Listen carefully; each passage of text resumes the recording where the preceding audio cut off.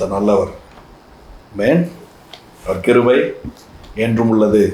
சொல்லுவோமா, கர்த்தர் நல்லவர், அவர் கிருபை என்றும் உள்ளது.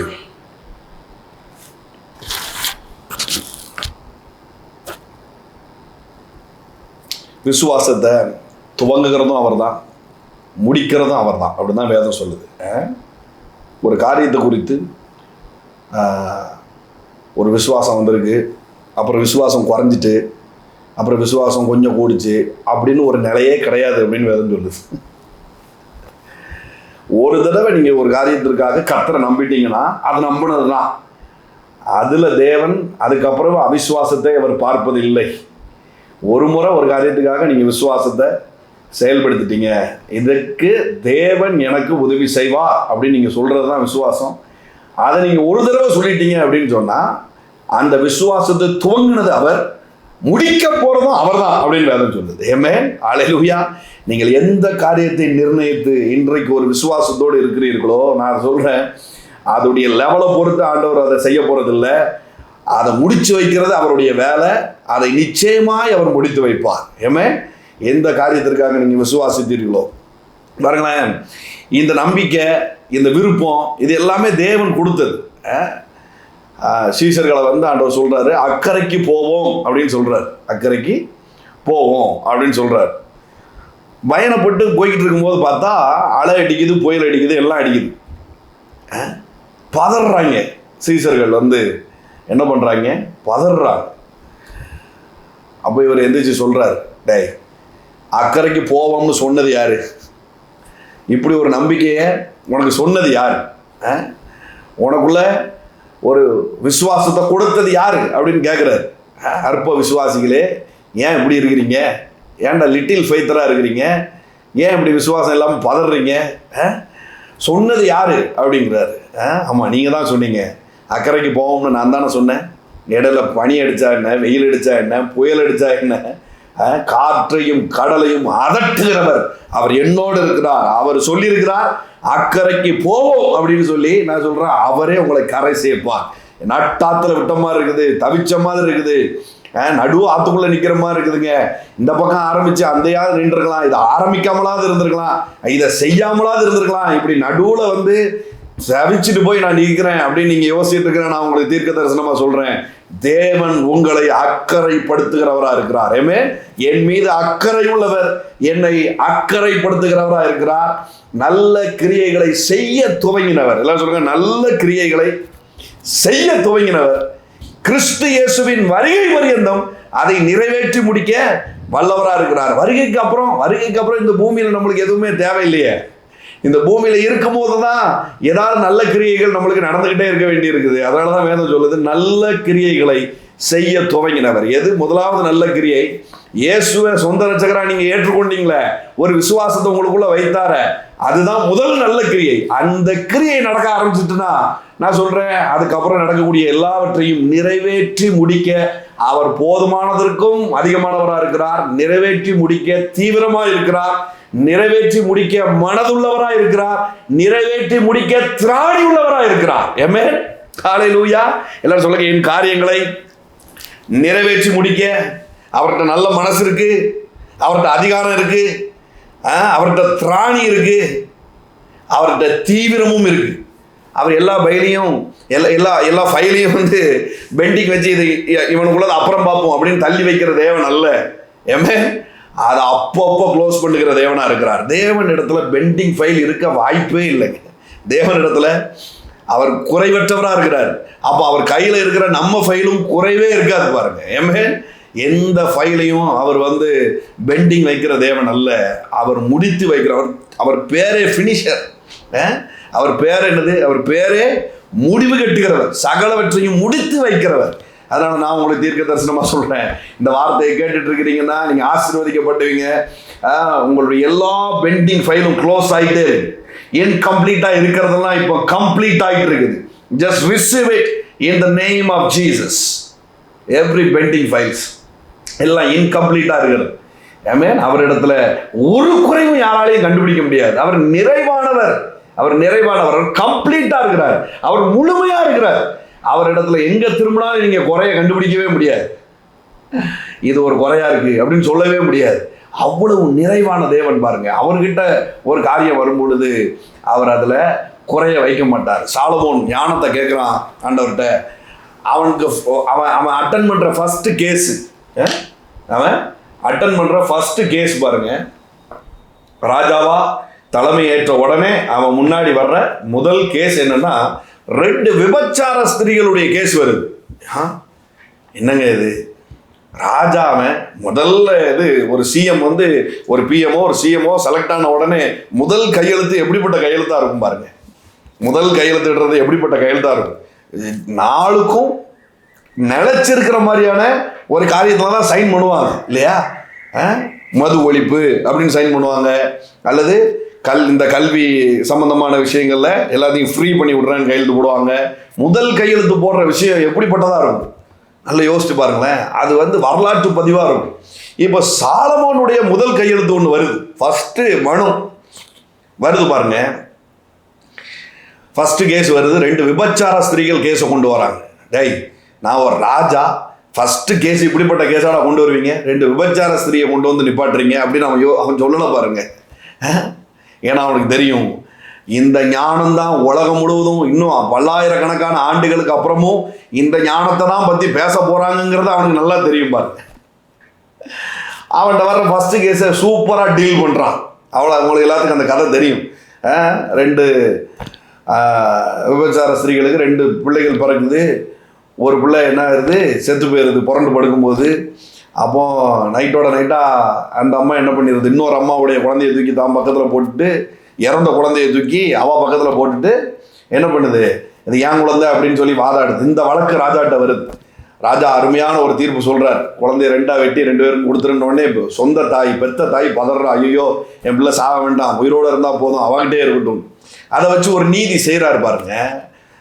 இந்த ராஜா சாலமோன் ராஜா ஃபர்ஸ்ட் கேஸு இது வந்து விபச்சார ஸ்திரீயினுடைய கேஸாக இருக்குதே, இதை வரலாற்று பதிவில் டேமேஜ் ஆகி போங்க, வேண்டாம், அடுத்த வேற யாராவது இதை டீல் பண்ணி விடுப்போ அப்படின்னு சொல்லி தள்ளி விடலை பாருங்க. நான் சொல்கிறேன், சாலமோனிலும் பெரியவர் நம்மளுக்குள்ள இருக்கிறார். நம்முடைய எந்த கேஸையும் அவர் ரிஜெக்ட் பண்ண மாட்டார். ஹல்லேலூயா. இது அது சரியில்லை, இது பண்ணலை, நீ சரியில்லை, உன் கேரக்டர் சரியில்லை அப்படின்னு சொல்லி எந்த கேஸையும் அவர் ரிஜெக்ட் பண்ண மாட்டார். நமக்கு உண்டான நீதியை அவர் பெற்று தருகிற நீதிபரராய் அவர் இருக்கிறார். ஆமென். ஹல்லேலூயா, ஹல்லேலூயா. நான் சொல்கிறேன், இன்றைக்கு உங்களுடைய நீதியின் சூரியன் உங்கள் தலைமையில உதிச்சிருக்குது. ஆமென். உங்கள் நீதியை நிலைநாட்டபடியான தேவ தூதர்கள் உதவி இறங்கி இருக்குது. ஏன்னா சாலமோனிலும் பெரியவர் எனக்கு நீதி செய்ய தீவிரமாக இருக்கிறார், மனதுள்ளவராக இருக்கிறார், திராணி உள்ளவராக இருக்கிறார். ஆமென். ஹல்லேலூயா சொல்லுங்க. என் தேவன் என் தகப்பன் எனக்கு நீதி செய்ய திராணி உள்ளவராக இருக்கிறார், மனதுள்ளவராக இருக்கிறார், தீவிரமாக இருக்கிறார். ஆமென். பெண்டிங் வைக்கல பாருங்களேன். சாலமோனு பெண்டிங் வைக்கல. ஃபர்ஸ்ட் கேஸு இப்படி இருக்குது, வேண்டாம், அது ஓரமாக வை அப்படின்னு சொல்லலை. ஏன்னா அவனுக்கு தெரியும், ஞானம் இருந்ததுன்னா, அன்பு இருந்ததுன்னா இது எப்படி வேலை செய்யுங்கிறது அவனுக்கு நல்லா தெரியும். எதுவாக இருந்தாலும் அது என் நாட்டுடைய பிரஜை, அது வந்திருக்க ஃபர்ஸ்ட் கேஸோ லாஸ்ட் கேஸோ கையில் வந்துட்டுனா அது பெண்டிங்கில் இருக்கக்கூடாது. சாலமோனுக்கே இவ்வளவு இருதயம் இருக்கும்னா அவனை உண்டாக்கினவர், அவனுக்கு ஞானத்தை கொடுத்தவர் சாலமோனிலும் பெரியவர், எவ்வளவு தீவிரமாய் நீதி செய்கிறவராக இருக்கிறார்.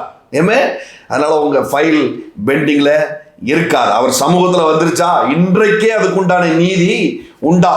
அநீதி உள்ள ஒரு நியாயாதிபதிகிட்ட ஒரு ஸ்திரீ போய் திரும்ப திரும்ப திரும்ப திரும்ப கேட்கறதுனால என்ன செய்வானா, அவனே நீதி செஞ்சிருவான்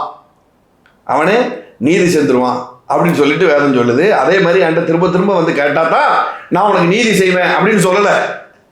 அநீதி உள்ளவனே நீதி செய்வான்னா நான் நீதிபரராக இருக்கிறேன், நியாயம் உள்ளவராக இருக்கிறேன். அப்போ நான் எவ்வளவு தீவிரமாக அதை நான் செய்வேன் அப்படிங்கிறதுக்கு தான் ஆண்டவர் அதை சொல்லியிருக்கிறார் பாருங்க. ஹல்லேலூயா.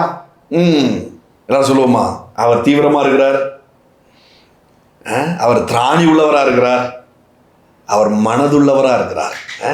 நல்ல திராணி இருக்கு, செய்ய மனசு இல்லைன்னா கஷ்டம் பாருங்க. நீங்கள் இந்த 3 வெரைட்டியான கேட்டகரியில் பீப்புளை நீங்கள் சந்திச்சிருக்கலாம். திராணி இருக்கும் ஆனால் மனசு இருக்காது, மனசு இருக்கும் ஆனால் திராணி இருக்காது. 2 இருந்தால் தீவிரமாக செய்ய மாட்டாங்க. செய்வோம் தம்பி, மெதுவாக செய்வோம் அப்படிம்பாங்க. இப்படி மனுஷனை எதிர்பார்க்குற இந்த 3 கேட்டகரியில் இருக்கிற மனுஷனை எதிர்பார்த்து நீங்கள் தோற்று போய் வந்திருக்கலாம். நான் உங்களுக்கு சொல்கிறேன், இவர் நீதிபரர், இவர் நீதிபரர், இவர் நீதிபரர், இவர் நீதிபரர். உங்களுக்கு இன்றைக்கு ஒரு பெரிய நீதி காத்திருக்குது. ஏமே இந்த மீட்டிங்கில் அட்டன் பண்ணிட்டு இருக்கிற, இதை யூடியூப்பில் பார்க்குறவங்களுக்கு நான் தீர்க்க தரிசனமாக சொல்கிறேன், உங்கள் நீதியை, உங்கள் நியாயத்தை பட்ட பகலை போல வெளிச்சமாக்குகிற தேவனா இருக்கிறார். ஹல்லேலூயா. பட்ட பகலை போல வெளிச்சமாக்குகிற தேவனா இருக்கிறார்.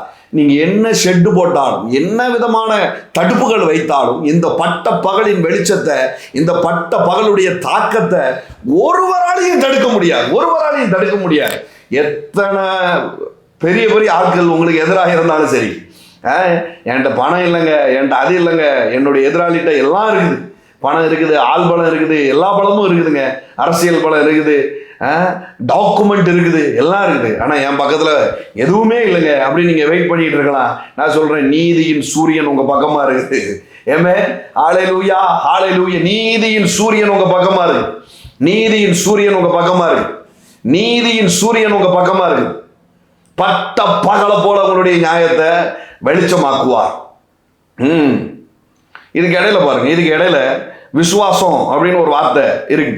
நிச்சயமா விசுவாசம் வேணும், விசுவாசிக்கணும், விசுவாசத்தான் எல்லாம் நடக்கும். ஆனால் இது அப் அண்ட் டவுன்ஸில் இருக்குதே இந்த விசுவாசத்தின் அளவு. காரியங்கள் சாதகமாக கைகூடி வரும்பொழுது ராபா ஷாத்தா காம்பா டாராபாலாம் வருது.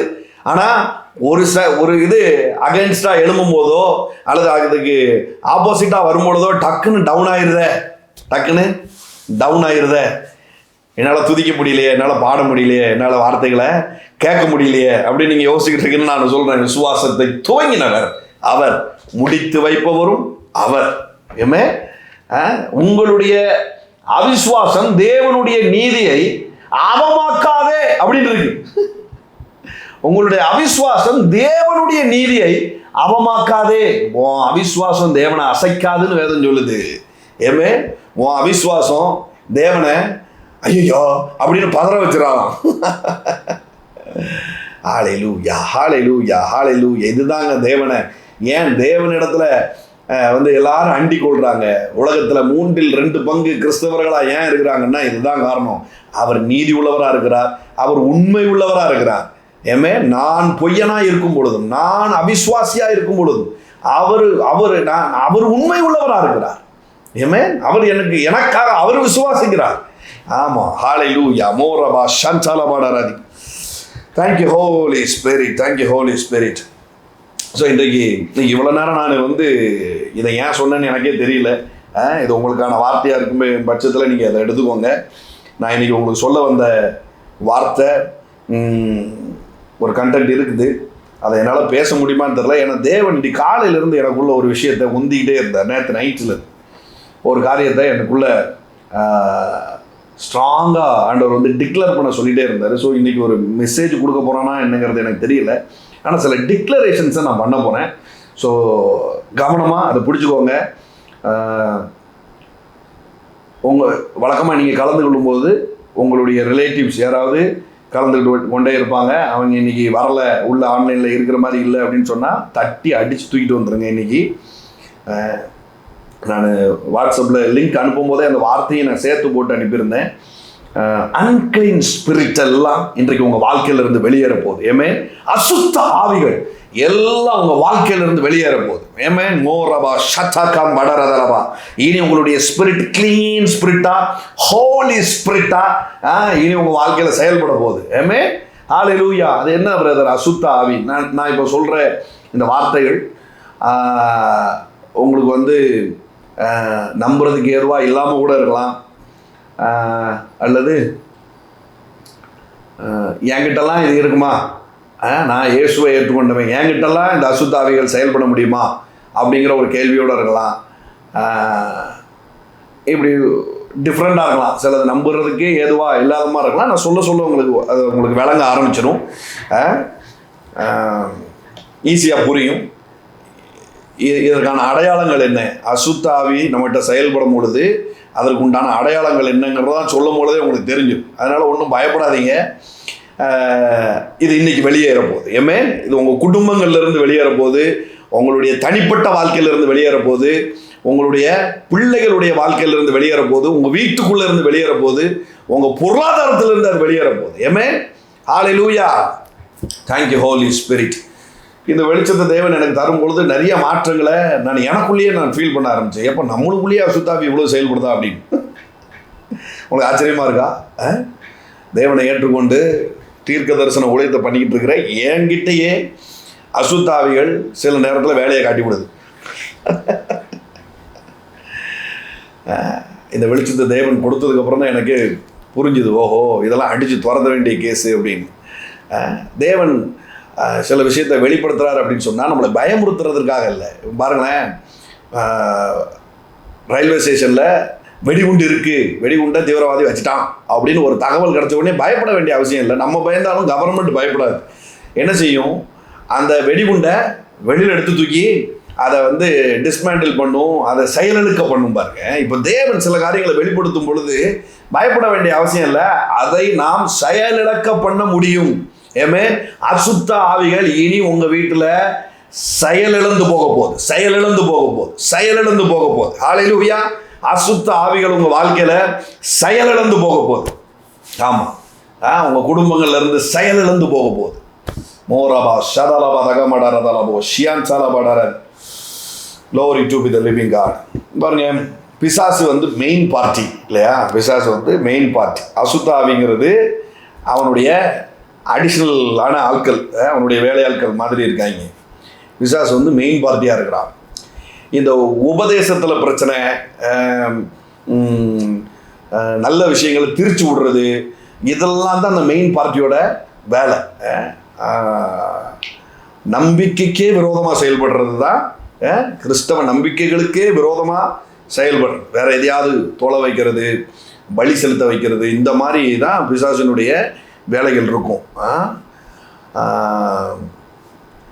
இந்த அசுத்த ஆவிகள் இது உபதேசத்துக்குள்ளெல்லாம் வேலை செய்யாது, டாக்டரின்குள்ளே வேலை செய்யாது, அல்லது பிரசங்கங்கள் வழியாக இது வேலை செய்யாது. இது ஒரு தனிப்பட்ட மனிதனுடைய வாழ்க்கையிலையும் அவனுடைய குடும்பத்திலையும் தான் இது வேலை செய்யும். தனிப்பட்ட மனிதனுடைய வாழ்க்கை, அவனுடைய குடும்பங்களில் தான் இந்த அசுத்தாவிகள் என்ன பண்ணுதுன்னா வேலை செய்து. பாருங்க, இப்போது இயேசு பிசாசை நேரடியாக சந்திக்கிறார்.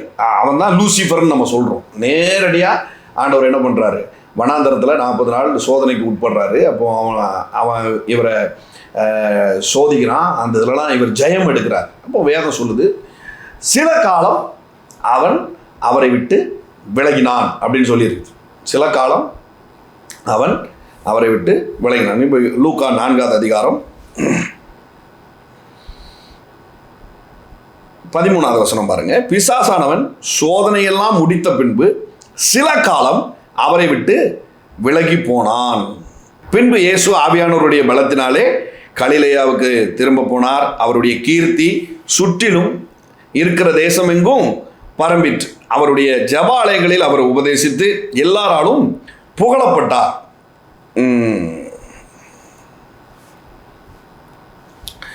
இப்போ சில காலம் அவளை விட்டு விலகினான் அப்படின்னு இருக்கு பாருங்க. இது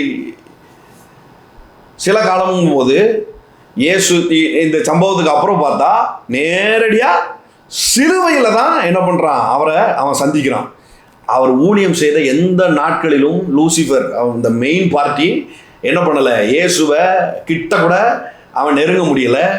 எங்கே ஆரம்பிக்குது, இந்த சோதனை நாட்களில் பரிசுத்த ஆவியானவரால் அவர் நடத்தப்பட்டு அந்த சோதனை நாட்களில் சந்தித்த அந்த பிசாசை இயேசு சில காலம் சந்திக்கவே இல்லை. நேரடியாக அவர் என்ன பண்ணுறாருன்னா சிலுவையில் தான் அவனை சந்திக்கிறார். ஆனால் இடைப்பட்ட நாட்களில் பார்த்தீங்கன்னா அவனால் இவரை கிட்ட கூட நெருங்க முடியல. நான் உங்களுக்கு சொல்கிறேன், இயேசு தன்னுடைய ஊழியத்தின் நாட்களில் பிசாசினால் ஒரு டிஸ்டர்பன்ஸும் வரல. பிசாசினால் ஒரு டிஸ்டர்பன்ஸும் இயேசுக்கு வரல. நான் உங்களுக்கு சொல்கிறேன், நீங்கள் உங்களுடைய காரியங்கள் ஈடேறி முடியும் வர இயேசுக்கு கொடுக்கப்பட்டது 3.5 வருஷ ஊழியம், 3.5 வருஷம் அவருடைய ப்ராஜெக்ட். 3.5 வருஷமும் பிசாசுனால அவருக்கு எந்த இடையூறும் வரல. நான் உங்களுக்கு சொல்கிறேன், தேவன் உங்களை குறித்து வைத்திருக்கிற அழைப்புக்கு விரோதமாய் பிசாசினால செயல்படவே முடியாது. செயல்படவே முடியாது. அப்படி யாராவது உங்களுக்கு சொல்லியிருந்தாங்கன்னா அது பொய் உபதேசம். அதுதான் கள்ள தீர்க்க தரிசனம், கள்ள உபதேசம். இடையில சிலதுகள் செயல்படுது, இடையில சில விஷயங்கள் செயல்படுது. அதுதான் உங்களுக்கு என்னங்கிறத நான் சொல்ல போகிறேன். நிதர்சன வாழ்க்கையில் டெய்லி ஆக்டிவிட்டீஸில் நீங்கள் போகும் இடங்களில் நீங்கள் ஊழியம் பண்ணிக்கிட்டு இருக்கலாம், அல்லது ஊழியத்தை சைடாக பண்ணிக்கிட்டு இருக்கலாம், அல்லது மெயினாக பண்ணிக்கிட்டு இருக்கலாம். எதுவோ நீங்கள் போகும் வழியெல்லாம் ஒன்று நடக்க போகுது. போகிற வழியெல்லாம் அசுத்த ஆவிகள் துரத்தப்பட போகுது. ஆமென், அல்லேலூயா. போகிற வழியெல்லாம் அசுத்த ஆவிகள் துரத்தப்பட போகுது. இந்த அன்கிளீன் ஸ்பிரிட், இந்த அசுத்த ஆவி, வேதத்தில் நிறைய இடத்துல சொல்லியிருக்கு. அசுத்த ஆவி, அன்கிளீன் ஸ்பிரிட். இது ஒரு தனிப்பட்ட மனிதனுடைய வாழ்க்கையில தான் செயல்படுமே தவிர ஒட்டுமொத்த தேசத்துக்கும் இது செயல்படாது. அது லூசிபருடைய வேலை. ஒரு தேசத்தை புண்ணாக்குறது, ஒரு ராஜ்யத்தை புண்ணாக்குறது, ஒரு தேசத்தின் ஒட்டுமொத்த மக்களையும் ஒன்றும் இல்லாமல் முடியும். இதெல்லாம் லூசிபருடைய வேலை. இந்த அசுத்தாவி ஒரு தனிப்பட்ட மனிதனுடைய வாழ்க்கையில் சைலண்டாக உள்ளே போய் உட்காந்துக்கிட்டு தேவையில்லாத சேட்டையை பண்ணிக்கிட்டு இருக்கும். அதை கண்டே பிடிக்க முடியாது. பாருங்கள், கண்டே பிடிக்க முடியாது. ஆனால் இன்றைக்கு தேவன் ஒரு வெளிச்சத்தை அதன் மீது போடுகிறார். அது எல்லாம் வெளியில் ஓட போகுது. ஆமென், அல்லேலூயா. இதெல்லாம் வெளியில் ஓட போகுது. முதல்ல ஒரு அடையாளத்தை நான் சொல்கிறேன். இந்த அசுத்த ஆவிக்கான ஒரு அடையாளம் என்ன அப்படின்னு சொன்னால், தீராத ஒருவித வியாதி அந்த அசுத்த ஆவியின் அடையாளமாக இருக்கிறது. தீராத ஒரு வியாதி. நிறைய நேரத்தில் நீங்கள் ஹாஸ்பிட்டலில் போய் செக் பண்ணியிருப்பீங்க, ஒன்றுமே இல்லைன்னு சொல்லியிருப்பாங்க. அது ஒரு டைப் ஆஃப் அன்கிளீன் ஸ்பிரிட். அல்லது இது காலங்காலமாய் நீங்கள் மெடிசன் எடுத்தே ஆகணும் அப்படின்னு சில வியாதிகளை சொல்லியிருப்பாங்க. பாருங்கள், சில வியாதிகளை சொல்லியிருப்பாங்க. காலங்காலமாக நீங்கள் என்ன செய்யணும், மெடிசன் எடுத்தே ஆகணும் அப்படின்னு சொல்லியிருப்பாங்க. காலங்காலமாக நீங்கள் மெடிசன் எடுத்தே ஆகணும். தீராத வியாதியாக இருக்கும். பாருங்கள், தீராத வியாதியாக இருக்கும். இதுவும் ஒரு அன்கிளீன் ஸ்பிரிட். ஆமென், இதுவும் ஒரு அன்கிளீன் ஸ்பிரிட். இந்த இது என்னன்னா, ஒரு தனிப்பட்ட மனிதனுடைய சரீரத்தை வீடாக்கி வச்சிடும். தனிப்பட்ட மனிதனுடைய சரீரத்தை வீடாக்கி வச்சிடும். ரொம்ப நாளாக டேப்லெட் எடுத்துக்கிட்டு இருக்கிறீங்க, ரொம்ப நாளாக ஒரு வியாதியில் இருக்கிறீங்க. Example, sugar, pressure, cancer, aids, HIV, அல்லது உள் உறுப்புகளில் அந்த ஆப்ரேஷனுக்கே ரொம்ப கிரிட்டிக்கலாக இருக்கிற மாதிரியான பிரச்சனை, கர்ப்பப்பையில் பிரச்சனை, நீரிழிவு நோய், இந்த மாதிரி தீர்க்க முடியாத தலைவலி, கண்டே பிடிக்க முடியல, நெஞ்சு அடக்கி ஒரு மாதிரி மூச்சு விடுறதுக்கே ஒரு மாதிரி இருக்குது. இந்த மாதிரிலாம் உள்ள ஓடிக்கிட்டு இருக்குதுன்னா உங்கள் சரீரத்தை பிசாசு வீடாக்கி வச்சிருக்கான்னு அர்த்தம். இன்றைக்கு நான் உங்களுக்கு சொல்கிறேங்க பாருங்களேன். மத்தேயு 12ஆம் அதிகாரத்தில் 43ஆவது வசனம் பாருங்க. மத்தேயு 12:43. பல வருஷமா ஒரே வியாதியோட போராடிட்டு இருக்கீங்கன்னா, இன்னைக்கு அந்த வியாதியை கொண்டு வந்திருக்கிற அந்த அசுத்த ஆவியை இன்னைக்கு துரத்த போறோம். நான் சொல்லும் போதே அது வெளியேற போகுது. மத்தேயு 12:43 பாருங்க. அசுத்த ஆவி ஒரு மனுஷனை விட்டு புறப்படும் போது, என்ன சொல்லுங்க, அசுத்த ஆவி ஒரு மனுஷனை விட்டு புறப்படும் போது வறண்ட இடங்களில் அலைந்து இளைப்பாறுதல் தேடியும் கண்டடையாமல், தான் விட்டு வந்த என் வீட்டுக்கு திரும்ப போவேன் என்று சொல்லி அங்கே வந்து அந்த வீடு வெறுமையாகவும் பெருக்கி ஜோடிக்கப்பட்டதாகவும் இருக்க கண்டு திரும்ப போய் தன்னிலும் பொல்லாத வேறு 7 ஆவிகளை தன்னோட கூட்டி கொண்டு வந்து உட்புகுந்து அங்கே கூடியிருக்கும். அப்பொழுது அந்த மனுஷனுடைய முன்னிலைமையிலும் அவன் பின்னிலைமை அதிக கேடுள்ளதாக இருக்கும். அப்படியே அந்த பொல்லாத சந்ததியாருக்கும் சம்பவிக்கும் என்றார். இந்த பிசாசுக்கு அட்ரஸ் என்னன்னு சொன்னா, ஒரு மனுஷனா இருக்கிறான். இந்த பிசாசுக்கு, இந்த அசுத்த ஆவிக்கு அட்ரஸ் எங்கேயுமே கிடையாது. வறண்ட பூமியில போய் இருந்து பார்க்க இருக்க முடியாது, சமுத்திரத்துல போய் இருந்து பார்க்க இருக்க முடியாது. இதுக்கு ஒரு சரீரம் தேவை, இதுக்கு ஒரு அட்ரஸ் வேணும். அது மனிதனுடைய சரீரமா இருக்குது பாருங்க. அதுக்குள்ளதான் உள்ள வேலையை செஞ்சுட்டு இருக்கான். இது மனுஷனுக்கு தெரியாத வரைக்கும் என்ன பண்றான், அவளை அங்கேயே சீட்டை போட்டு உட்கார்ந்துட்டு கொஞ்சம் கொஞ்சமா சரீரத்தை அரிச்சு வேலையை பண்ணிட்டே இருக்கிறான். இந்த சரீரம் அரிக்கப்படும் பொழுது என்ன ஆகுதுன்னா ஆட்டோமேட்டிக்கா பினான்சியல் அரிக்குது.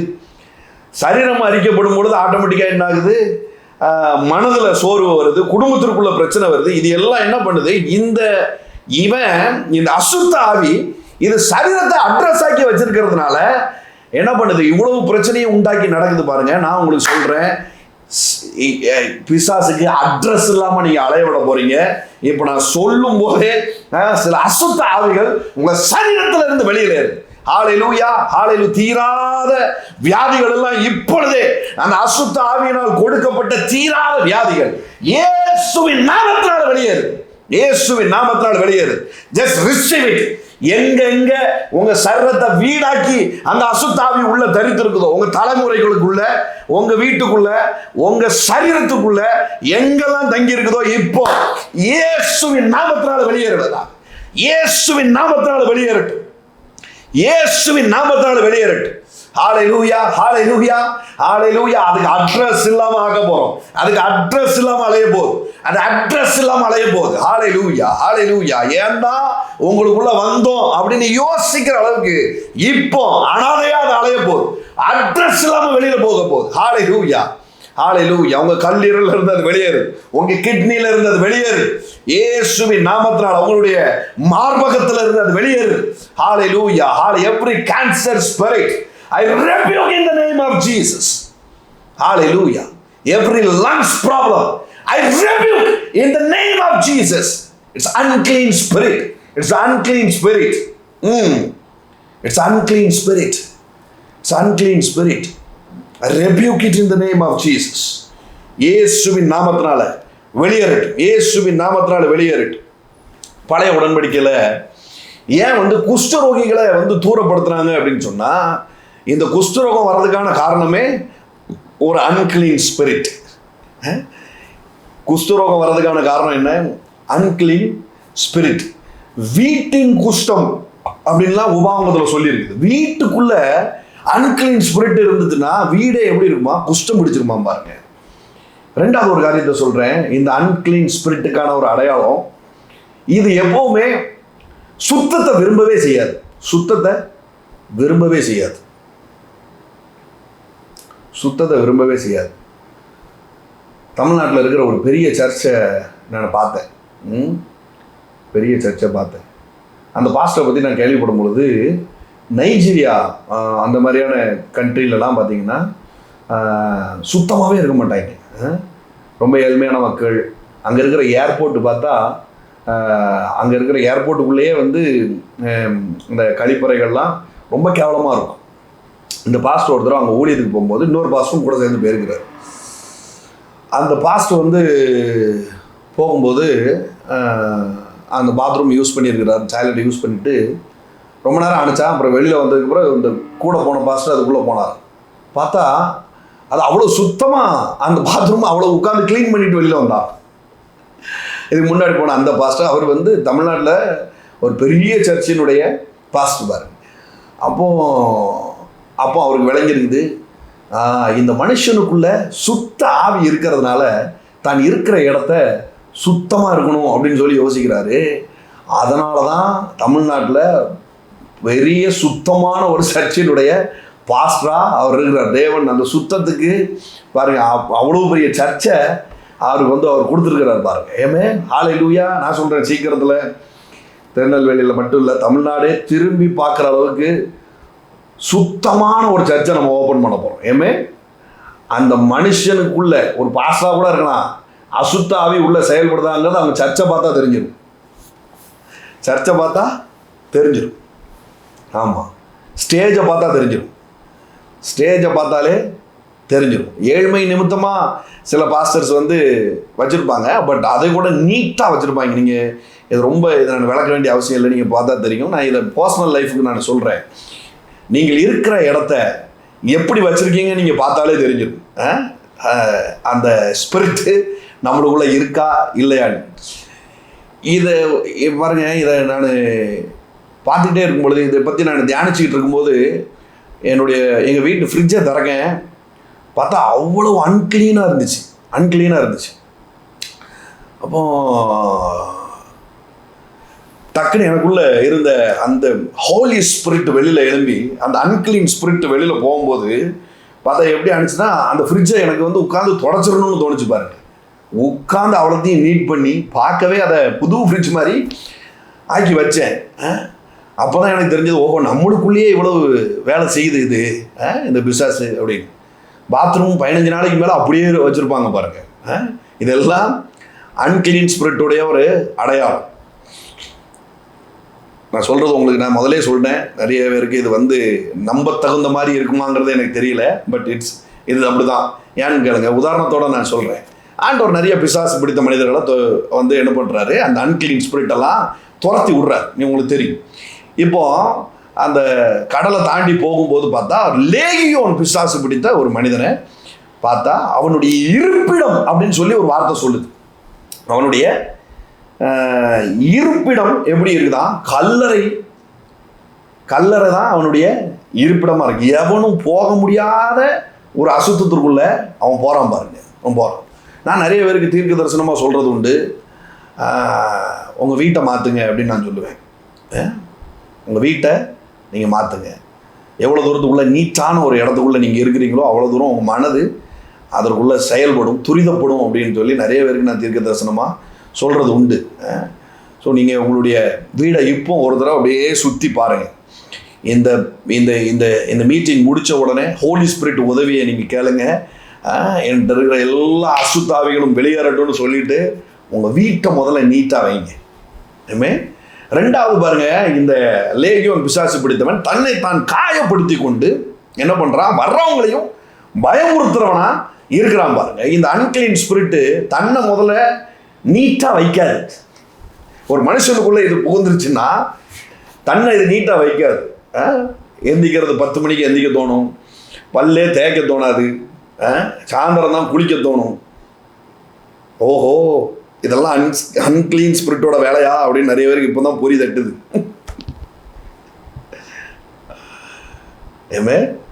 ஹல்லேலூயா, ஹல்லேலூயா. இதுக்கெல்லாம் நீங்கள் ஹல்லேலூயா சொல்ல மாட்டீங்கன்னு எனக்கு தெரியும். இல்லைனாலும் பரவாயில்ல. இதுதான் ட்ரூத்து. இந்த அன்கிளீன் ஸ்பிரிட்டு தான் இருக்கிற இடத்தையும் அசுத்தமாக வைக்கும், தன்னையும் ரொம்ப அசுத்தமாக அது தங்கி இருக்கிற அந்த சரீரத்தையும் என்ன பண்ணும், அசுத்தமாகவே வைக்கும் பாருங்க. ஹல்லேலூயா. இதை அடித்து துரத்துங்க இன்னைக்கு. இதை அடித்து துரத்துங்க. இது பாருங்களேன், இந்த அசுத்த ஆவிக்கு அடையாளமாக வேதம் வந்து சொல்கிறது என்னென்னா, பாம்பு, தவளை, இந்த மாதிரியான விஷயங்கள்லாம் என்னவா, இது வந்து அசுத்த ஆவிகளுக்கு அடையாளம் வெளிப்படுத்துகிற விசேஷம். அதை காட்டுறேன் பாருங்க. 16வது அதிகாரம் 13. அப்பொழுது வலுசர்ப்பத்தின் வாயிலும் மிருகத்தின் வாயிலும் கள்ளத்தீர்க்கதரிசியின் வாயிலும் இருந்து தவளைக்கு ஒப்பான 3 அசுத்தாவிகள் புறப்பட்டு வர கண்டேன். பாம்பு, சில மிருகம், இதெல்லாம் என்ன வருது, 3 அசுத்தாவிகள், தவளைக்கு ஒப்பான அசுத்தாவிகள். தவளை எங்கே இருக்கும்? தவளை எங்கே இருக்கும்? பாம்புகள்லாம் எங்கே இருக்கும்?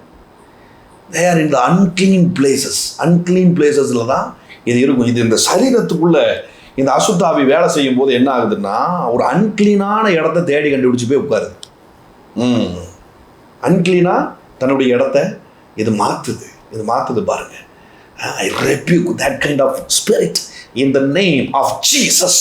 அது உங்கள் குடும்பத்திலிருந்து வெளியேறட்டும், உங்கள் மனைவிகள்கிட்ட இருந்து அது வெளியேறட்டும், உங்கள் கணவன்மார்கிட்ட இருந்து அது வெளியேறட்டும்.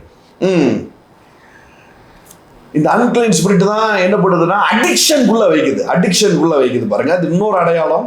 அடிக்ஷன், விட முடியாத சில காரியங்கள் இதெல்லாம் பாருங்க. இது மாதிரி unclean spirit I rebuke it in the name of Jesus. சொல்லும் போதே உங்கள் கணவன்மார்கள், உங்கள் மனைவிமார்கள்லாம் சில அசுத்தங்களில் இருந்து வெளியேறலாம். டிவி சீரியலுக்கு முன்னாடி அப்படியே நைட்டியோட குளிக்காம உட்கார வைக்கும் பாருங்க, வேர்த்து விறுவிறுத்து. It's an unclean spirit. நான் சொல்றது உங்களுக்கு ரொம்ப புதுசா இருக்கலாம், but it's an unclean spirit. I rebuke it in the name of Jesus. நேரா போய் உங்க மனைவி தைலல கையை வச்சு unclean spirit, அசுத்தாவியே வெளியேறுன்னு சொல்லிட்டு இருக்காதீங்க. இப்படி தூண்டி விடுறதும் ஒரு அசுத்தாவி. இப்படி சண்டையை தூண்டி விடுறதும் ஒரு அசுத்தாவி பாருங்க. அப்படி போய் பண்ணிட்டு இருக்காதீங்க. தண்ணி அடிச்சிட்டு இருக்கிற அடிக்ஷன்ல இருக்கிற கணவன்கிட்ட போய் தலையில கை வச்சு அசுத்தாவியே வெளியேறுன்னு சொல்லிட்டு இருக்காதீங்க. அது இன்னும் டேமேஜ் ஆகிப்போம், இன்னும் வில்லங்கமாகி போகும். அப்படிலாம் பண்ணக்கூடாது. என்ன பண்ணுங்க, உங்க தனி ஜபத்துல என்ன இதை அறிக்கை செய்யுங்க. இயேசுவின் நாமத்தினால என்கிட்ட இருந்த அசுத்தாவிகள் வெளியேறட்டு, என் கணவன் இருந்த அசுத்தாவிகள் வெளியேறட்டு. I rebuke it in the name of Jesus அப்படின்னு சொல்லுங்க. அப்பவே அது வெளியேறும், அப்பவே அது வெளியேறும். ஆமென்.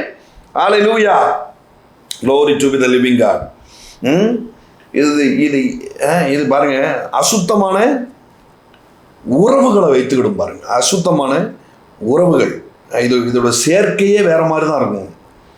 ஆமாம், ட்ரீம் இருக்கிற ஆட்களோட இது சேராது. எதுவும் வாய்க்காது, எதுவும் விளங்காது, எதுவும் நாசமாக போயிடும்.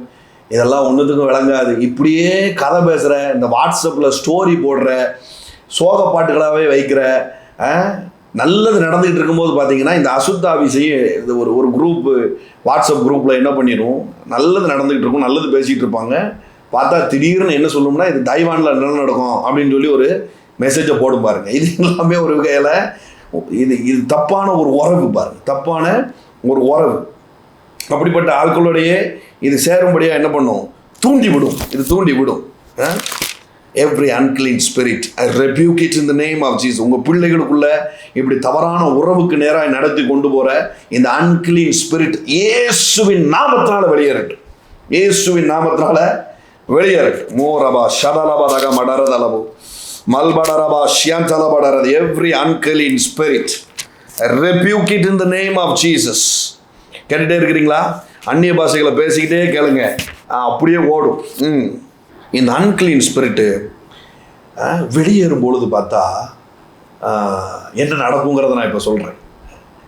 சில பெண்கள்கிட்டருந்து இந்த அன்கிளீன் ஸ்பிரிட்டு வெளியேறும்போது என்ன நடந்திருக்குன்னு சொன்னால், பயங்கரமான ஊழியர்களாக மாறி இருக்கிறாங்க. ஆஸ்திகளை கொண்டு வந்து இயேசுக்குன்னு ஊழியம் செய்த ஸ்திரீகளாக மாறி இருக்கிறாங்க. இந்த மக்கத்தலேனா மரியாள் அப்படிங்கிற ஒரு ஸ்திரீ இருக்கிறா பாருங்க. இவ தான் இயேசு கல்லறையில் போகும்போது என்ன நினச்சுன்னா, ஓடி போய் இயேசுவை நேரடியாக பார்த்த ஒரு ஸ்திரீயாக இருக்கிறார். இந்த ஸ்திரீட்ட இருந்து தேவன் என்ன பண்ணுறாரு, 7 பிசாசுகள் பிடித்த மகதலேனா மரியாள் அப்படின்னு சொல்லி பதிவு பண்ணியிருக்குது. இந்த அம்மாட்ட இருந்து இந்த ஸ்பிரிட் வெளியில் போன உடனே பார்த்தா இது என்ன பண்ணுச்சுன்னா, ஆஸ்திகளை கொண்டு வந்து தேவனுடைய கால்களில் வைக்குது. நல்ல ரிலேஷன்ஷிப்புக்குள்ளே இது போகுது பாரு, நல்ல ரிலேஷன்ஷிப்புக்குள்ளே இது போகுது. ஏமே லூக்கா 8ஆம் அதிகாரம் 2ஆவது வசனம் பாருங்க. லூக்கா 8:2. அவர் பொல்லாத ஆவிகளையும் வியாதிகளையும் நீக்கி குணமாக்கின சில ஸ்திரீகளும் 7 பிசாசுகள் நீங்கின மகதலேனாள் எனப்பட்ட மரியாளும் ஏரோதின் காரியக்காரரான ஊசாவின் மனைவியாகிய யோவன்னாலும் சூசன்னாலும் தங்கள் ஆஸ்திகளால் அவருக்கு ஊழியம் செய்து கொண்டு வந்த மற்ற அநேகம் ஸ்திரீகளும் அவருடனே இருந்தார்கள். இந்த அன்கிளீன் ஸ்பிரிட் வெளியில் ஏறும் பொழுது பார்த்தா ரிலேஷன்ஷிப்பே வேற மாதிரி ஆகுது. ஏமே ஹல்லேலூயா. நான் சொல்கிறேன், இந்த ஸ்பிரிட் வெளியில் ஏறின உடனே உங்கள் வாழ்க்கையில் இது வரைக்கும் தேவையில்லாமல் இன்டர்ஃபியர் ஆகிட்டு இருந்த சில நபர்கள் அப்படியே துண்டிக்கப்பட்டு போவாங்க. உங்கள் வாழ்க்கைக்கு பிரயோஜனமான நபர்கள் அப்படியே கனெக்ட் ஆவாங்க. டிவைன் கனெக்ஷன்ஸ் உங்கள் வாழ்க்கையில் அப்படியே உண்டாகும். குறிப்பாக ஸ்திரீகள், நீங்கள் இதை விட்டுறாதீங்க, ஒத்துக்கோங்க ஜென்டிலாக. லார்ட், என் மேலே இருக்கிற அன்கிளீன் ஸ்பிரிட் எல்லாம் வெளியேறட்டும். ஏமே ஆண்கள், நீங்களும் நான் சொல்கிறது கேளுங்க. ஊழியம் பண்ணிட்டு இருக்கேன், பாஸ்டராக இருக்கிறேன், தீர்க்கதரிசியாக இருக்கிறேன், ஊழியம் பண்ணிட்டு இருக்கிறேன், என்கிட்டலாம் அது வேலை செய்யாதுன்னெலாம் நினைக்காதீங்க. எவ்ரி அன்கிளீன் ஸ்பிரிட் உங்களை அறியாமலே உங்கள் சரீரத்திற்குள்ளே ஏறி உட்கார்ந்துருந்ததெல்லாம் இன்னைக்கு வெளியேறட்டும். rebuke in the name of Jesus. தொடர்ந்து தோல்விகளை நீங்கள் சந்தித்துட்டு இருக்கிறீங்கன்னா அது ஒரு வகையான ஸ்பிரிட் பாருங்க. தொடர்ந்து கவலையிலேயே இருக்கிறீங்க, எதுக்கு எடுத்தாலும் டவுன் ஆகுறீங்கன்னா அது ஒரு வகையான ஸ்பிரிட் பாருங்க. இயேசுவின் நாமத்தினால வெளியேறட்டும் அந்த மாதிரியான அசுத்த ஆவிகள் இயேசுவின் நாமத்தினால். Hallelujah, hallelujah. Every legion, I rebuke in the name of Jesus. Every addiction spirit, I rebuke it in the name of Jesus. Amen. எல்லா அடிக்ஷனை கொண்டு வருகிற பிசாசு, வெளியேறட்டும் இயேசுவின் நாமத்தினால். ஹல்லேலூயா, ஹல்லேலூயா, ஹல்லேலூயா. மோரபா ஷியான்சலபடர. இந்த ஸ்பிரிட் வெளியேறணும்னு ஸ்திரீகள்லாம் ஆஸ்திகளை சம்பாதிக்கிறாங்க. வாவ், எல்லாம் ஆஸ்திகளை சம்பாதிப்பீங்க. ஆமென். தீர்க்க தரிசனமா நான் சொல்றேன், அடுப்புக்குள்ள இருக்கிறேன், நான் குடும்பஸ்திரியா இருக்கிறேன், ஹோம் மேக்கரா இருக்கிறேன், ஹவுஸ் ஒய்ஃபா இருக்கிறேன். நீங்க ஆஸ்திகளை சம்பாதிக்க போறீங்க, நீங்க ஆஸ்திகளை சம்பாதிக்க போறீங்க. ஆமென். மோரபா ஷதலபா ரகமடரதலபோ ஷியான்சலபடரதி மல்படரதலபா யாச்சக்கம் படரபா ஷியான்சலபடரதி. ஆஸ்திகளை சம்பாதிக்க போறீங்க. ஆஸ்திகளை சம்பாதிக்க போறீங்க. நீதிமொழிகள் 30வது அதிகாரம். நான் முதலே சொன்னேன், இது இந்த அசுத்த ஆவிகளுக்கு வேதம் சொல்லியிருக்கிற சில அடையாளங்கள் இருக்குது. அது என்ன அப்படின்னா, பாம்பு, தவளை, இதெல்லாம் அசுத்த ஆவிகளுக்கான அடையாளமாக இருக்குது அப்படின்னு நான் சொன்னேன். பாம்பு குறித்து தானே ஒரு வார்த்தை வேதத்தில் நீதிமொழிகளில் சொல்லியிருக்கு பாருங்க. 30வது அதிகாரம் நீதிமொழிகள் 30. ஆகாயத்தில் கழுகினுடைய வழியும், கண்மனையின் மேல் பாம்பினுடைய வழியும், நடுக்கடலில் கப்பலுடைய வழியும். ஆகாயத்தில் கழுகினுடைய வழியும், கண்மலையின் மேல் பாம்பினுடைய வழியும். இந்த பாம்பு அசுத்தாவிக்கு அடையாளமாக இருக்குன்னு நான் சொன்னேன். இது கண்மலையில் ஆகாயத்து கழுகுக்கு வழி இருக்குது, கடலில் கப்பல்களுக்கு வழி இருக்குது. சும்மா சகட்டு மாடிக்கு ஓட்டிகிட்டு போக முடியாது. எவ்வளோ பெரிய கடலாக இருக்குது, அப்படியே பாஞ்சு போவோம் அப்படின்னு போக முடியாது பாருங்க. அவன் ஒரு மேப் கொடுத்துருப்பான். அந்த மேப் ரூட்டில் தான் என்ன பண்ண வேண்டியிருக்குது, இந்த கப்பல்கள் பயணிக்க வேண்டியிருக்கு. ஃப்ளைட்டே ஆனாலும் அவ்வளோ பெரிய ஆகாய விரிவு எப்படி போனால் என்ன அப்படின்லாம் போக முடியாது. அவன் ஒரு சிக்னல் வச்சுருப்பான், அதுக்குன்னு ரூட்டு போட்டு கொடுத்துருப்பான். அது அந்த வேவில் தான் போகணும். அதை தாண்டி போகும்போது தான் ஃப்ளைட் கிளாஸ்லாம் ஆகுது. ஸோ அங்கேயுமே என்ன இருக்குது, எப்படி இருக்குது. பாம்புக்கு சில கண்மலையில் சில வழிகள் இருக்குது பாருங்க.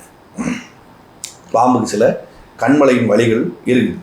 அது அப்படியே மண்ணோட டச்சாயே தான் அதோடைய வழி இருக்குது. இப்போ இந்த பாம்பு இந்த கண்மலையோட உரசிக்கிட்டே இருக்கிறதுனால, இந்த மண்ணோட உரசிக்கிட்டே இருக்கிறதுனால தான் அதோடைய வழி அதுக்கு நல்லா தெரியுது. அதோடைய வழி அதுக்கு நல்லா தெரியுது. இப்போ கழுகு என்ன பண்ணும் அப்படின்னு சொன்னால், இந்த பாம்பை செயலிழக்க பண்ணுறதுக்கு கண்மலையில் இருக்கிற வரைக்கும் அதுக்கு வழி இருக்குது, தரையோடு அது ஒட்டிகிட்டு இருக்கிற வரைக்கும் அதுக்கு வழி இருக்குது.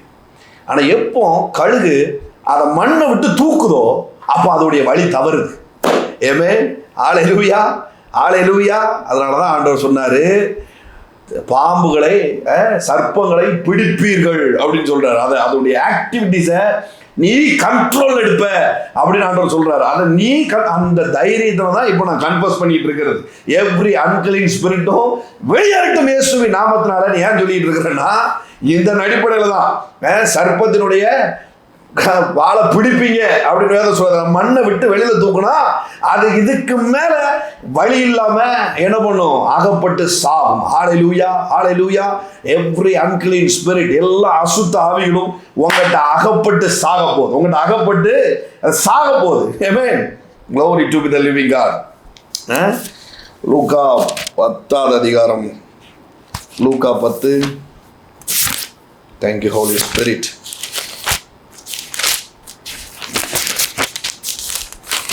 இப்போ இந்த வசனத்தை வச்சு தான் என்ன பண்ணுவாங்க, ஆப்பிரிக்காலலாம் தேள்களை மிதிப்பீர்கள், பாம்புகளை மிதிப்பீர்கள் அப்படிங்கிறத வச்சு என்ன பண்ணுவாங்க, பாம்பெல்லாம் பிடிச்சி கொண்டு வந்து இப்போ பிடிக்கம்பார் அப்படின்லாம் சில லூசுகள் பிடிச்சி கடி வாங்கி நிறைய செத்து இருக்குது. இது ஸ்பிரிட் பீயிங்கில் எடுக்கணும் பாருங்க. எதற்கு அடையாளமாக அதை சொல்லப்பட்டிருக்குதுன்னா, அசுத்தாவிகளுக்கு அடையாளமாக அதை சொல்லப்பட்டிருக்குது. அது தெரியாமல் லிட்டரலாக போய் பாம்பை போய் பிடிச்சி கடி வாங்கிட்டு இருப்பாங்க பாருங்க. அப்படின்லாம் நீங்கள் யாரும் பண்ணிடாதீங்க. லூக்கா 10:19 பாருங்க. இதோ சர்ப்பங்களையும் தேள்களையும் மிதிக்கவும் சத்ருவினுடைய சகல வல்லமையும் மேற்கொள்ளவும் உங்களுக்கு அதிகாரம் கொடுத்திருக்கிறேன், ஒன்றும் உங்களை சேதப்படுத்த மாட்டாது. ஏமே, உங்கள்கிட்ட இருந்து வெளியேறது மட்டும் இல்லை, நீங்கள் போகிற இடம்லாம் சத்ருவை மிதிக்க போறீங்க. ஏமே, சத்ருவை மிதிச்சுட்டா பாம்பை மிதிச்சிட்டா, சர்ப்பத்தை மிதிச்சிட்டா என்ன ஆகும்னா அது வயிற்றுல இருக்கிறதெல்லாம் வெளியில கக்கி போடும். ஏமே ஹல்லேலூயா. அது பிடிங்கி இருந்த சகல காரியங்களும் என்ன பண்ணப்படும்? வெளியில கக்கி போடப்படும். வெளியில கக்கி போடப்படும். மோரபா ஷதலபா தகமடரதலபா ஆகிலும் ஆவிகள் உங்களுக்குள் கீழ்ப்படுகிறதற்காக நீங்கள் சந்தோஷப்படாமல் உங்கள் நாமங்கள் பரலோகத்தில் எழுதியிருக்கிறதற்காக சந்தோஷப்படுங்க. இதெல்லாம் பெரிய விஷயமே இல்லைப்பா அப்படின்ட்டார் ஆண்டவர். இதெல்லாம் ஈஸியாக உங்கள் வாழ்க்கையிலேருந்து வெளியேறும். நீங்கள் உங்களிலிருந்து துரத்துறது மட்டும் இல்லை, நீங்கள் பலரில் இருந்து அதை துரத்தி விடுவீங்க. எளிதாய் அதெல்லாம் வெளியில் போகும் அப்படின்னு சொல்லிட்டாரு பாருங்க. ஏமே முடிச்சிடும். மத்தேயு 10ஆம் அதிகாரம்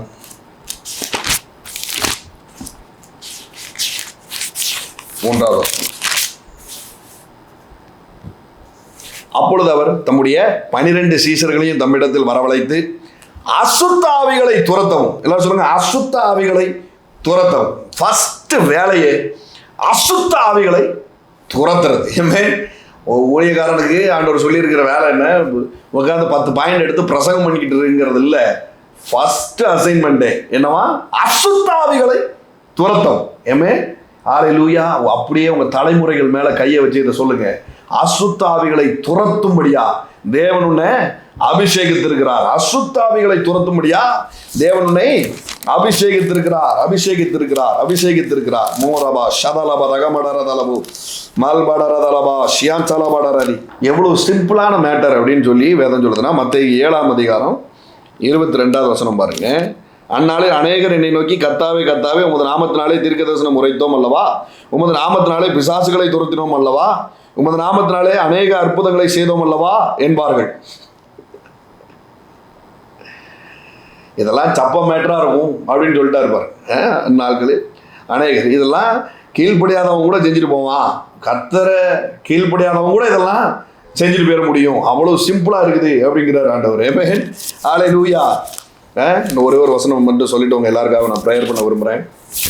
மார்க்கு 3ஆவது அதிகாரம், மார்க் 3.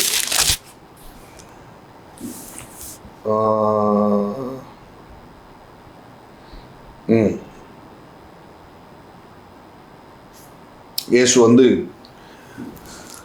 ஆழ்ந்த வேலையே அவைகளெல்லாம் துரத்துறாரு. நம்ம முதல்ல பார்த்தோம், இயேசு பிசாசினால சோதிக்கப்பட்டார். சில காலம் அவனை விட்டு விலகினான் அப்படின்னு சொல்லி அதற்கான. ஆனால் இடையில அவர் நிறைய பிசாசுகளை பார்த்தாரு அப்படின்னா மெயின் பார்ட்டிங்கிறது வேற, செயல்படுறது எல்லாம் அசுத்த ஆவிகள். உங்களுக்கு புரிஞ்சுதா? இவ்வளோ நேரம் நான் சொன்னதோடைய ஒரு கோர்வையை சொல்லி முடிக்கிறேன்.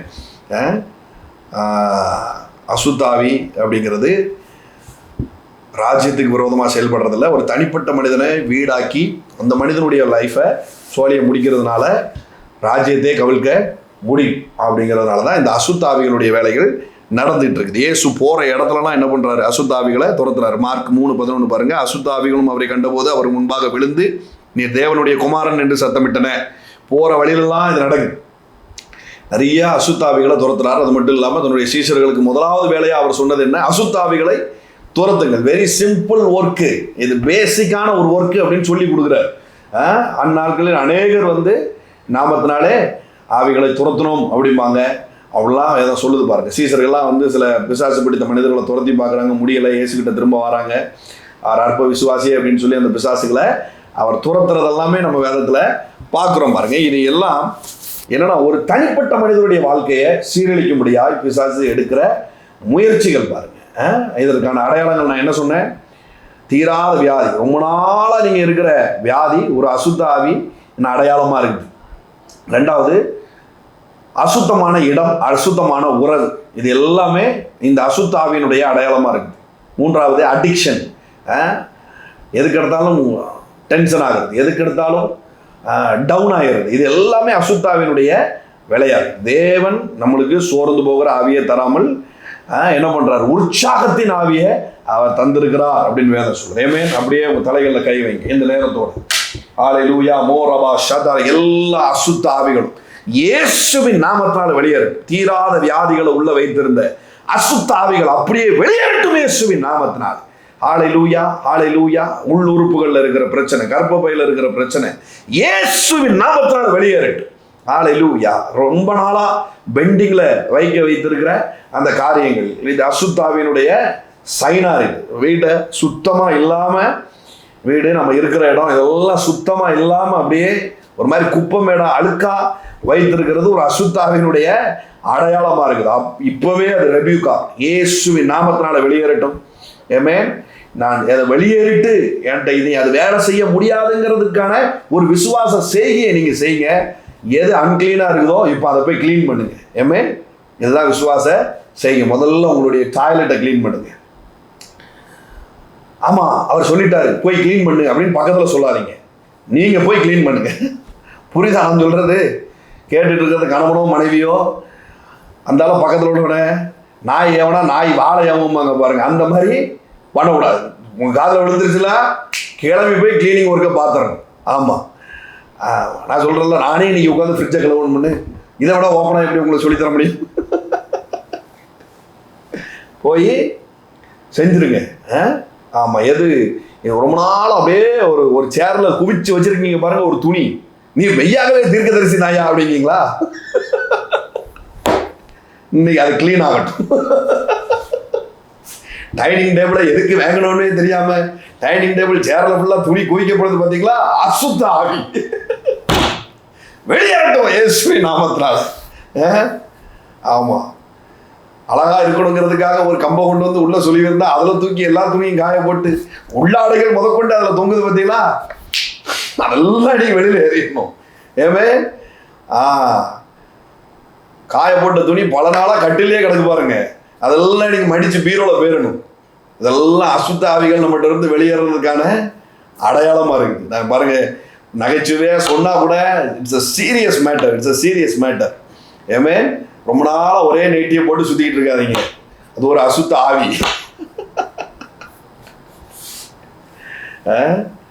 ஆமா, ஒரு அசுத்த ஆவி. ஒரே லுங்கியை போட்டுட்டு சுத்திக்கிட்டு இருக்காதீங்க.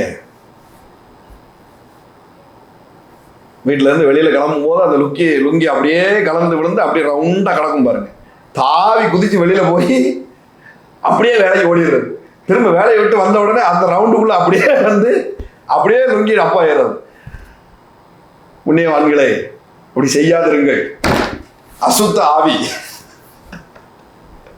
Unclean spirit. ஒரு நாளைக்கு 2 தடவை குளிங்க. சீரியஸ், எதெல்லாம் சொல்லி கொடுக்க வேண்டியிருக்கு பாருங்க. இது இந்த கிறிஸ்தவனா மாறினதுக்கு அப்புறம் பாத்தீங்கன்னா அசுத்த ஆவி உண்மையில நம்மகிட்ட தாங்க அதிகமா வேலை செய்யறதுக்கான அடையாளமே இதுதான். வாசலே துடிக்கிறது கிடையாது. வேற கிறிஸ்துவை ஏற்றுக்கொள்ளாத போது கூட கோலங்கிழமெல்லாம் போட்டு வாசல் தொளிச்சு காலையிலே எந்திரிச்சு எல்லா வேலையிலையும் ஈஸியா பார்த்துட்டு இருந்தோம் பாருங்க. இப்போ இது மாறணும் பார்த்தா வாசல் கூட தொளிக்கிறது கிடையாது. சௌரியத்துக்கு எந்திக்கிறது, சௌரியத்துக்கு குளிக்கிறது, குளிக்காமலே இருக்கிறது, இந்த மாதிரி வேலையெல்லாம் கிறிஸ்தவத்தில் வந்ததுக்கு அப்புறம் தான் நடக்குது பாருங்க. அப்படி இருக்காதீங்க. It's unclean spirit. இது சாதாரணமாக தான் உள்ள வீடாக்கி பிசாசு வேலை செய்வான் பாருங்க. கடைசியில் பார்த்தா பெரிய பெரிய வேலையை பார்த்துட்டு போயிடுவான். இப்படி பெரிய வேலையை பார்த்துட்டு போயிட்டேடாங்கிற அளவுக்கு ஆயிரும். So I rebuke it in the name of Jesus. Every unclean spirit. சில தவறான உறவுகள் உங்க பிள்ளைகளுக்கும் உங்களுக்கும், தவறான உறவுகள்னா அடல்ட்ரியை நான் சொல்லலை, அது இருக்கிறதுலே ஒஸ்ட்டு. நான் சொல்றது உங்களுடைய டைமை விரயமாக்குகிற சில உறவுகள், உங்களுடைய டைமை வேஸ்ட் பண்ற நெகட்டிவ் தாட்ஸ் உங்களுக்குள்ள வைக்கிற சில உறவுகள் அப்படியே டிஸ்கனெக்ட் ஆகும். இந்த அன்கிளீன் ஸ்பிரிட் வெளியில ஏறும்போது அப்படியே டிஸ்கனெக்ட் ஆகும் பாருங்க. ஹோலி ஸ்பிரிட் உங்க வாழ்க்கையில நிழலிடும் பொழுது எப்படி மரியாளுக்கு எலிசபெத் சரியான கனெக்ஷனா வந்துச்சோ அந்த மாதிரி சில டிவைன் கனெக்ஷன்ஸ் உங்களோட வரும். ஏமே ஹல்லேலூயா. எனக்கு என்னமோ முறையான தீர்க்க தரிசன செய்தியை கொடுக்கறத விட இது எனக்கு ரொம்ப பிடிச்சிருக்கு. நீங்க இன்னைக்கு பாருங்களேன், கணவன் மனைவிக்குள்ளேயே ஒரு பெரிய சந்தோஷம் இன்னைக்கு உங்களுக்குள்ள இருக்கும். அது ஒரு பெரிய சைனா இருக்கும். இவ்வளவு நாள் அந்த ஸ்பிரிட் உள்ள உட்கார்ந்துருந்ததுனால தான் உங்களுக்குள்ள ஒரு இணக்கமே இல்லை பாருங்க. ஒரு இணக்கமே இல்லாம நீங்க இருந்திருப்பீங்க. ஆனா இன்னைக்கு பாருங்களேன், சந்தோஷமா இருக்கும். உங்களுடைய மஞ்சம் இன்மையா இருக்கும். ஏமே என்ன பாஸ்டர் பொசுக்குன்னு இப்படிலாம் சொல்லிட்டீங்க? சீரியஸா தான் சொல்றேன். அன்கிளீன் ஸ்பிரிட் வெளியேறும் போது உங்களுடைய செக்ஷுவல் லைஃப் வேற மாதிரி இருக்கும். ஹெவனை நீங்க அதுல என்ஜாய் பண்ணுவீங்க. ஹெவன் நீங்கள் அதில் என்ஜாய் பண்ணுவீங்க. ஏமே God bless you, God bless you. இந்த வார்த்தையினால நீங்கள் ஆசீர்வதிக்கப்படுறீங்கன்னா நீங்கள் விதைக்கலாம். கர்த்தர் பெரிய காரியங்களை உங்களுக்கு செய்வார். God bless you.